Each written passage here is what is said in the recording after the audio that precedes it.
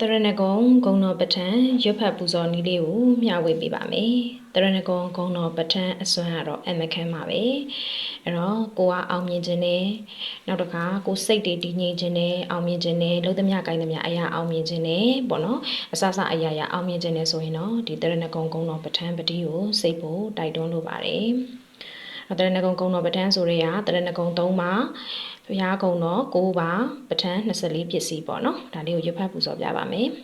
ဗုဒ္ဓံတရဏံကိစ္ဆာမိဓမ္မံတရဏံကိစ္ဆာမိသံဃံတရဏံကိစ္ဆာမိရဟံတမ္မတံဗုဒ္ဓောဝိသစရဏတမ္မနောသူကေတောလောကဝိတုအနုတ္တရောပုရိသဓမ္မတာရတိတတ္တာဒေဝမနုဿာနံဗုဒ္ဓောဘေကေဝါဟေတုပိစေယောအာရမဏပိစေယောဒီပရိပိစေယောအနန္တရာပိစေယောတမနန္တရာပိစေယောတဟဇာတာပိစေယောအညမညပိစေယောနေတယပိစေယောဥပနိတယပိစေယောပုရိဇာတာပိစေယောပိဇာဇာတာ